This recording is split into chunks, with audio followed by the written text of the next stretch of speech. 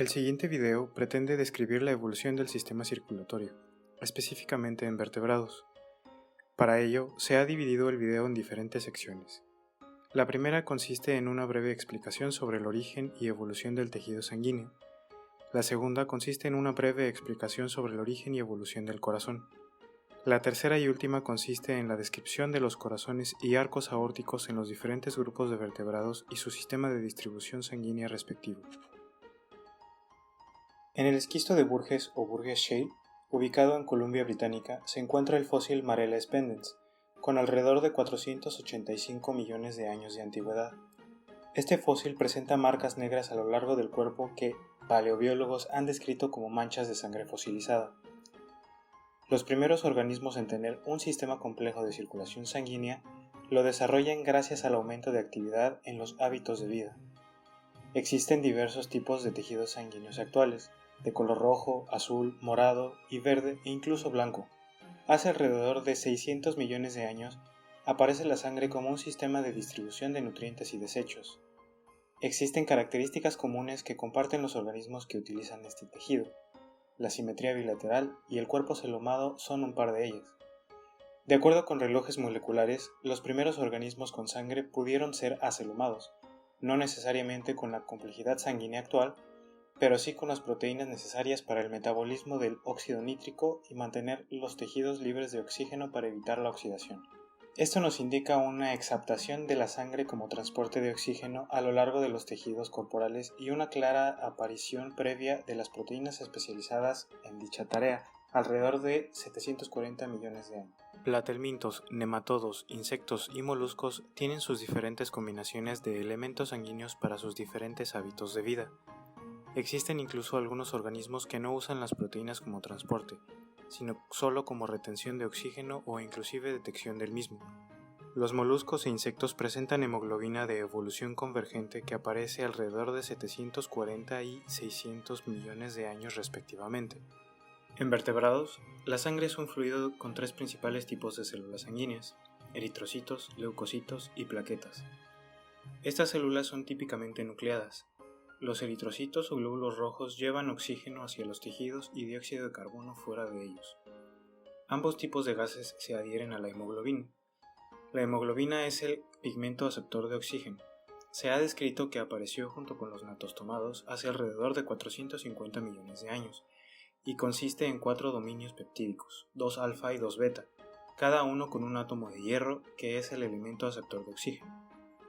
Existen peces llamados peces de hielo que no presentan ningún tipo de proteína para el transporte de oxígeno, debido a que viven en aguas de zonas árticas ricas en oxígeno. El fósil del primer corazón está representado por Fuxianguia protensa, un artrópodo con alrededor de 520 millones de años de antigüedad.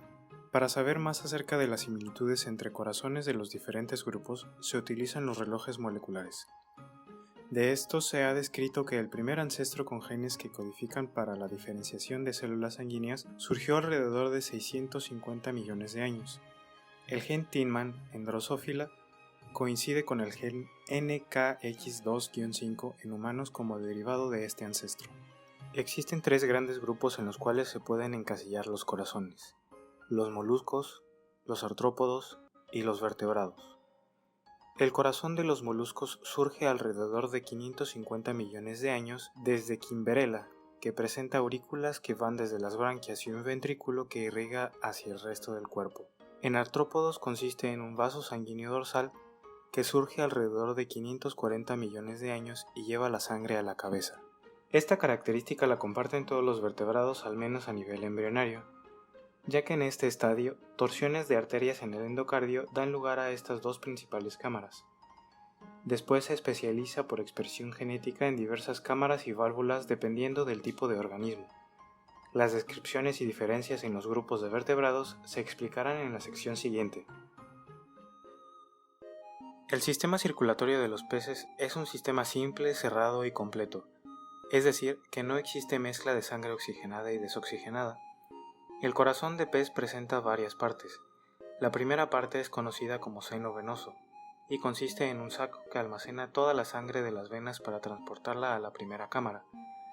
Esta cámara se denomina aurícula y recibe la sangre para transportarla a otra cámara muscular conocida como ventrículo. El ventrículo bombea la sangre a la cuarta porción denominada cono arterial, el cual conecta con las arterias que llegan a las branquias donde ocurre el intercambio de gases. Las branquias están formadas por varias laminillas branquiales que contienen muchos capilares superficiales dándoles una coloración rojiza. El pez bebe agua rica en oxígeno pasando por la parte opercular.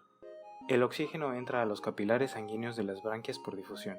La sangre rica en oxígeno pasa por la arteria dorsal desde la parte anterior hasta la posterior de la cola. Después de circular la sangre por la aorta se distribuye a arterias más pequeñas y a arteriolas que se conectan con todos los órganos y tejidos del cuerpo.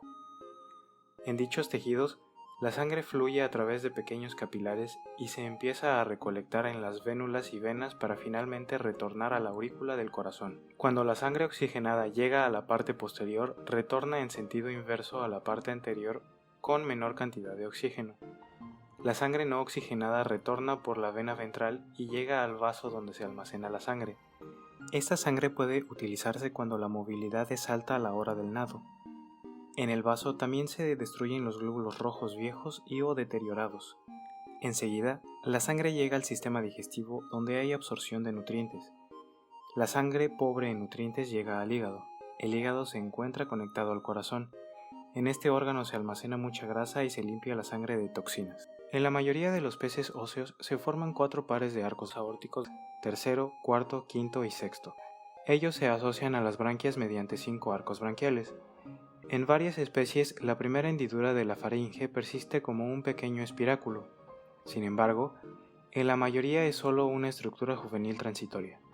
En la mayoría de los peces con órganos de respiración accesorios, la sangre oxigenada obtenida desde estos órganos ingresa de manera directa a la circulación sistémica venosa antes de llegar al corazón, incrementando los niveles promedios de oxígeno de la sangre que regresa al corazón.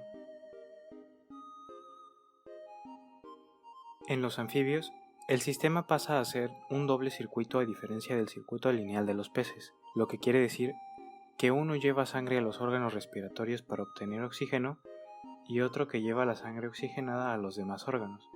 Por esto existe mezcla de sangre venosa y sangre arterial en el corazón.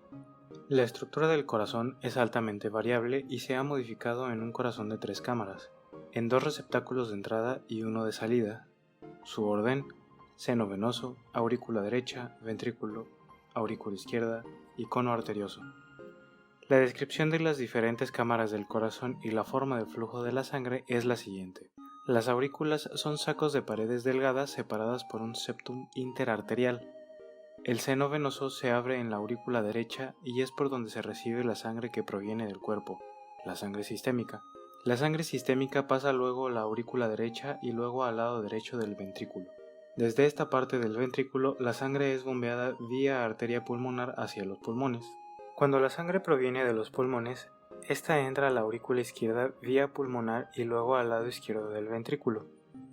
Desde este punto, la sangre es bombeada con una parte anterior denominada synangium y una parte posterior denominada pilangium. El ventrículo es una cámara de paredes musculares gruesas y tiene como funciones 2 actividades simultáneas: bombear sangre sistémica hacia los pulmones y bombear sangre oxigenada hacia el resto del cuerpo a través de las arterias y arcos arteriosos. Aunque no se encuentre dividido por un septum el ventrículo derecho e izquierdo, la sangre sistémica y la oxigenada puede ser dirigida hacia diferentes caminos arteriales. Esto es posible debido al volumen y posición de la sangre en el ventrículo, la válvula espiral del cono arterioso y el patrón de ramificación de las arterias desde el cono. El primer y segundo par de arcos aórticos desaparecen. El tercer par se independiza de la aorta dorsal y forma las arterias carótidas. El cuarto par se mantiene en forma de 2 arcos aórticos, que una vez reunidos en una aorta dorsal reparten por todo el cuerpo la mezcla de sangre arterial y venosa que sale del ventrículo. El quinto par de arcos aórticos desaparece. Por último, el sexto par se transforma en arterias pulmonares que conducen a los pulmones la mayor parte de la sangre venosa que sale del ventrículo por la aorta ventral. En el caso de los reptiles, no existe un modelo único del corazón como los demás grupos animales. Dentro de ellos existen 2 tipos de estructuras: los no cocodrílidos y cocodrila. En el caso de los no cocodrílidos, el seno venoso es más reducido en comparación de los anfibios, pero tienen la misma función. Continúa siendo la cámara que recibe la sangre venosa de retorno y el marcapasos sigue estando situado en ella. El cono arterial o bulbus cordis aparece durante el desarrollo embrionario, pero en los adultos se divide para formar las bases o troncos de las tres grandes arterias que salen del ventrículo, el tronco pulmonar y los troncos aórticos izquierdo y derecho. Generalmente los reptiles tienen un corazón con tres cavidades, siendo estas dos aurículas, una derecha y una izquierda, y un ventrículo. La mayoría tiene un ventrículo único con un septo parcial, el cual permite separar la sangre oxigenada de la desoxigenada durante el bombeo. En el ventrículo de los cocodrílidos, en comparación con los anfibios, se presentan de la misma manera. La única diferencia en los reptiles es que es más definida la separación de las cámaras por el septo parcial. Estas tres cámaras, cada una de ellas con una continuidad anatómica, se encuentran denominadas como cavum arteriosum, cavum venosum y cavum pulmonale. La cavum arteriosum y cavum venosum se encuentran separadas por un septo vertical denominado tabique o canal interventricular, mientras que el cavum venosum y el cavum pulmonale son separadas de forma incompleta por un septo horizontal. En el caso de los reptiles, son de sangre fría y presentan un sistema circulatorio de doble circulación, cerrado e incompleto. Cerrado porque la sangre permanece en los vasos sanguíneos e incompleto porque la sangre venosa y arterial se mezcla en el ventrículo. El sistema circulatorio de doble circuito presenta dos vías. Una vía es la que se encarga de llevar y recoger la sangre de los pulmones, mientras que la otra vía se encarga de llevar y recoger la sangre al resto del cuerpo. Es decir, el recorrido de la sangre comienza desde el corazón, en donde la aurícula derecha se contrae para desplazar la sangre desoxigenada. Esta sangre desoxigenada desemboca en la cavidad del ventrículo derecho, cavum venosum, en donde, de igual manera, se contrae y la sangre desoxigenada es transportada hacia los pulmones, en donde será oxigenada por medio de los alvéolos. Esta sangre oxigenada pasa por las venas pulmonares e ingresa ahora a la aurícula izquierda. Esta se contrae y desemboca en la cavidad del ventrículo izquierdo, cavum arteriosum. Una vez ahí, la sangre oxigenada se mezcla parcialmente con la sangre desoxigenada sobrante del bombeo previo. Por último, este ventrículo se contrae nuevamente, pues será el responsable de impulsar a través de los arcos y la aorta la circulación hacia el resto del cuerpo. En la ocasión cuando los reptiles se encuentran bajo el agua, como lo son las tortugas, presentan cambios fisiológicos en su sistema circulatorio.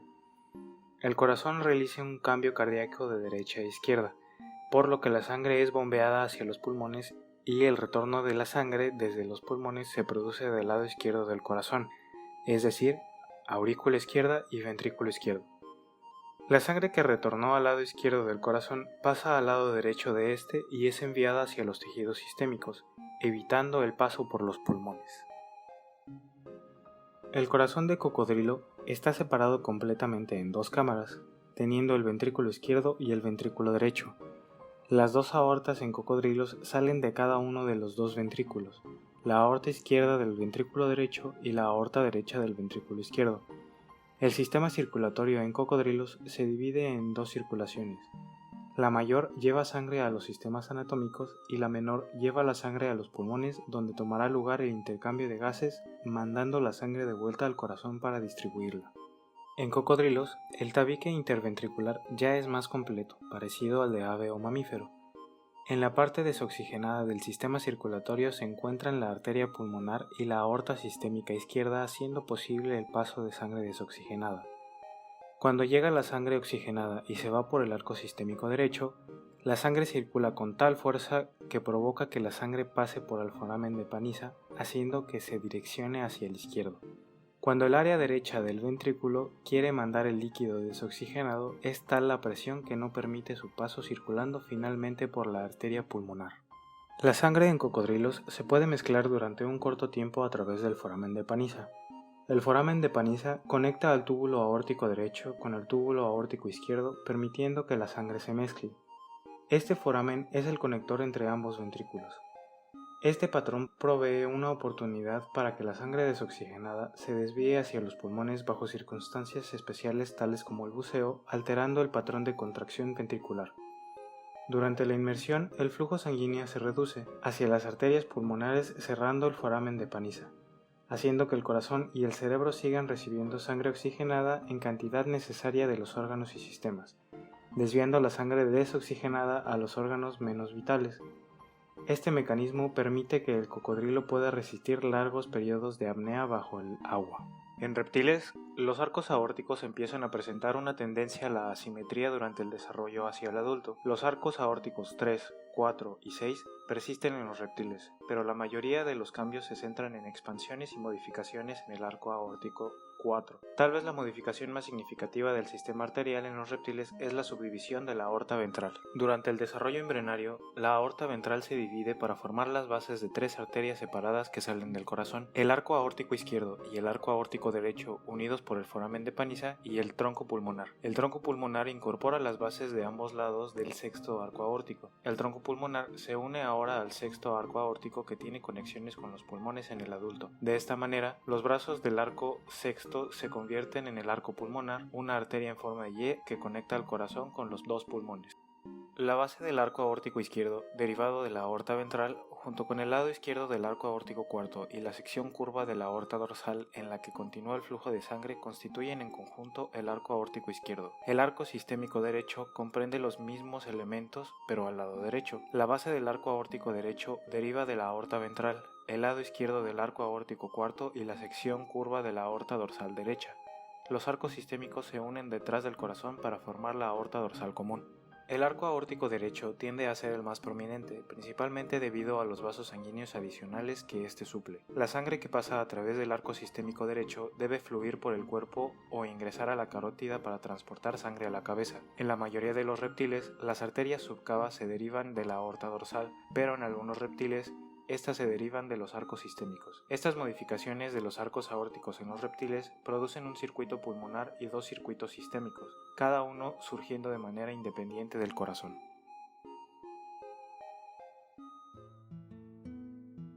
El sistema circulatorio en aves se divide en dos grandes partes: la pequeña circulación entre el corazón y los pulmones y la gran circulación entre el corazón y los otros órganos del animal. Es una circulación doble y completa, es decir, que pasa dos veces por el corazón y que la sangre oxigenada no se mezcla con la desoxigenada.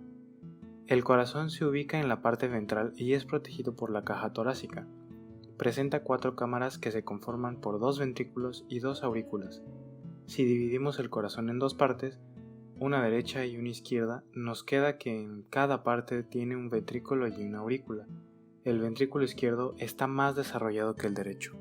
El ventrículo izquierdo es cargado con sangre desoxigenada de la cabeza y de otras áreas del cuerpo. Se une a la vena cava que fluye hacia la aurícula derecha. La contracción de la aurícula permite el paso de la sangre en el ventrículo derecho en la dirección en que sale de los ventrículos por las arterias pulmonares. La sangre desoxigenada que sale de la aurícula derecha del corazón por la arteria pulmonar con destino a los pulmones con el fin de obtener oxígeno en los capilares pulmonares. La carga de oxígeno sale de los pulmones a través de las venas pulmonares y luego regresa al ventrículo izquierdo, y desde la arteria aorta que sale de la aurícula izquierda, la sangre oxigenada va a todas las partes del organismo repartiendo el oxígeno al que se le suman los nutrientes. Finalmente, la sangre desoxigenada vuelve al ventrículo derecho del corazón por las venas cavas, tanto la superior como la inferior. El primer, segundo y quinto par de arcos aórticos desaparecen. El tercer par se modifica de manera que se separa de la aorta dorsal y forma las arterias carótidas, siendo el principal suministro de la cabeza. El cuarto par solo se conserva el derecho, el cual da lugar al arco sistémico, aorta. Por último, el sexto par se desarrolla en arteria pulmonar, cerrando así el circuito pulmonar. El sistema circulatorio en mamíferos es de circuito doble. De manera simplificada, consiste en la descripción de un corazón de 4 cavidades: arterias, venas y capilares. Las arterias son todos los vasos sanguíneos que salen del corazón, y las venas son todas aquellas que llegan al corazón. Los capilares son los que promueven el intercambio gaseoso en los pulmones y en el cuerpo. Las cavidades del corazón son las aurículas derecha e izquierda y los ventrículos derecho e izquierdo. La sangre que llega del cuerpo, pobre en oxígeno y rica en dióxido de carbono, Entra por las venas cava superior e inferior hacia la aurícula derecha, pasa por la válvula tricúspide hacia el ventrículo derecho y de ahí hacia la arteria pulmonar pasando por la válvula pulmonar.